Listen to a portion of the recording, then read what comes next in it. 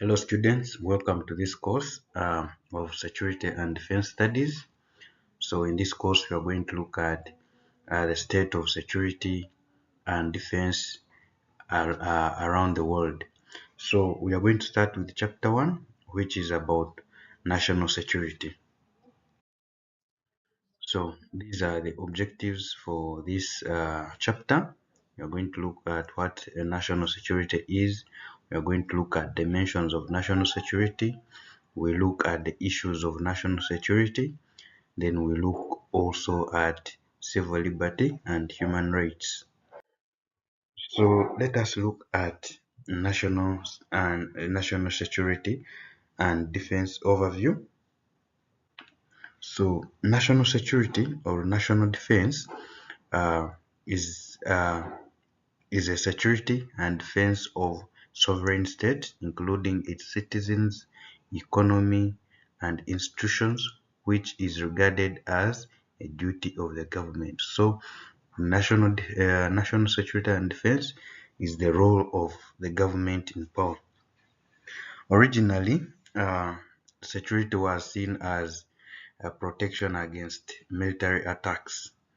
So national security is widely understood to include also non-military dimensions. For example, security from terrorism, minimization of crime, economic security, energy security, environmental security, food security, and cyber security. So by definition, national security is the measurable state of the capability of a nation to overcome the multidimensional threats to the apparent well-being of its people and its survival as nation state at any given time by balancing all instruments of state policy through governance, and it is also extendable to global security by variables external to it. So this was defined by Prabhakaran Paleri in 2008. So let us look at dimensions of security. So potential causes of national insecurity include actions by other states, for example, military or cyber attack, violent non-state actors, for example, terrorist attack, organized crime, criminal groups such as narcotic cartels, and also the effects of natural disasters, for example, floods, earthquakes. So, systemic drivers of insecurity which may be transnational include climate change, economic inequality, and marginalization, political exclusion, and nuclear proliferation. So, in the view of a wide range of risks, the security of a state has several dimensions, including economic security, as we talked about in the previous slide. So, let us look at the dimensions of security. So, we have the physical dimensions. So, and the first is military security. So in practice, national security is associated primarily with managing physical threats and with the military capabilities used for doing so. So that is, national security is often understood as the capacity of a nation to mobilize military forces to guarantee its borders and to deter or successfully defend against physical threats, including military aggression and attacks by non-state actors such as terrorism. So most states, for example, South Africa and Sweden, configure their military forces mainly to territorial defense.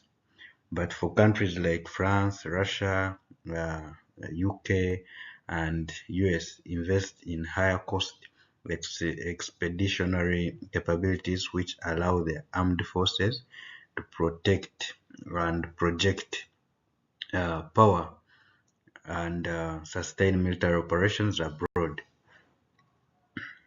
So still under physical, let us look at infrastructural.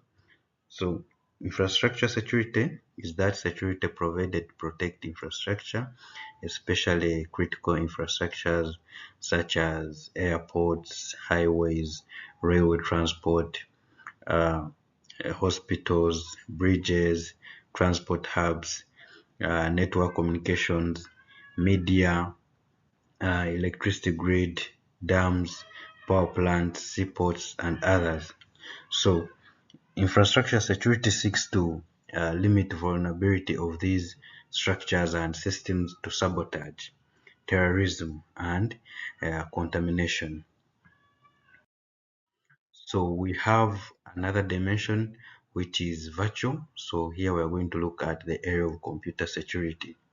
So security, also known as cyber security or IT security, refers to the security of computing devices such as computers and smartphones, as well as computer networks such as private and public networks and the internet.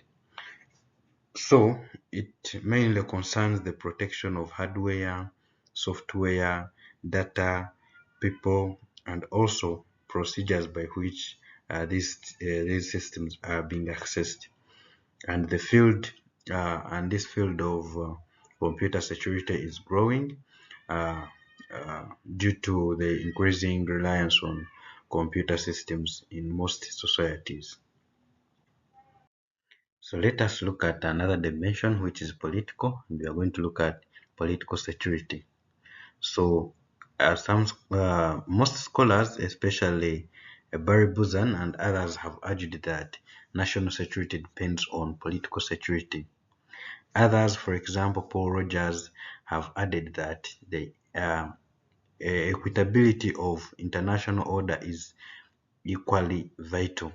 So, meaning that political security depends on the rule of international law, including the laws of war, the effectiveness of international political institutions, as well as diplomacy and negotiation between nations and other security actors. Let us look at another dimension, which is going to be economic security.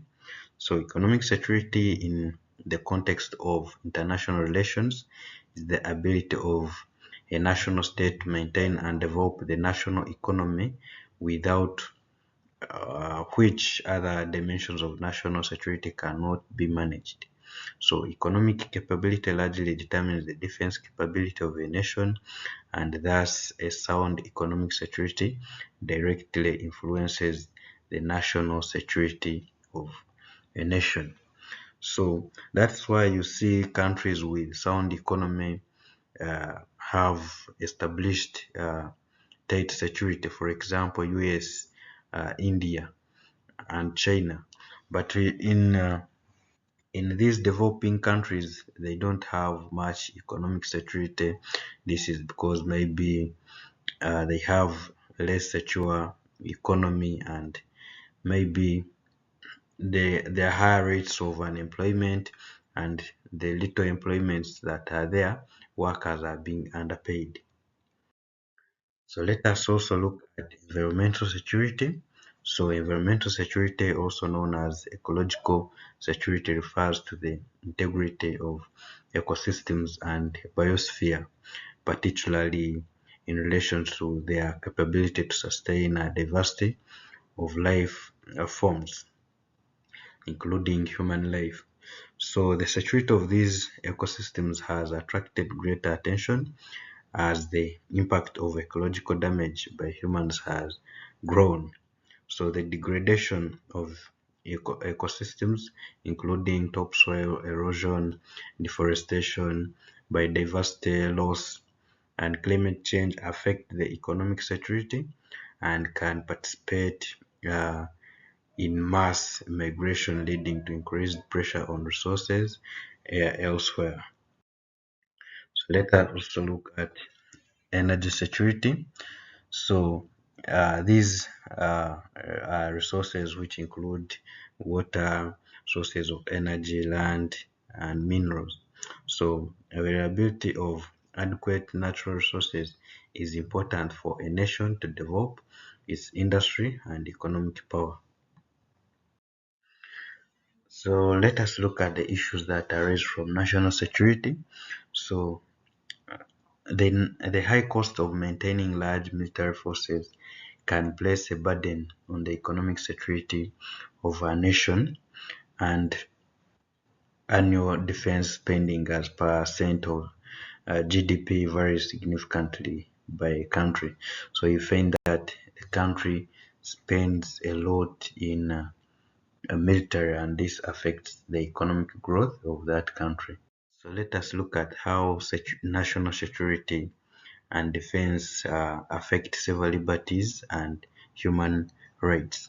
So approaches to national security can have high impact on human rights and civil liberties. For example, the rights and liberties of citizens are affected by the use of military personnel and militarized police forces to control public behavior, and also the use of surveillance, including mass surveillance in cyberspace, also has implications on privacy. So this has led to dialectical struggle, particularly in liberal democracies, between government authority and the rights and freedom of the general public.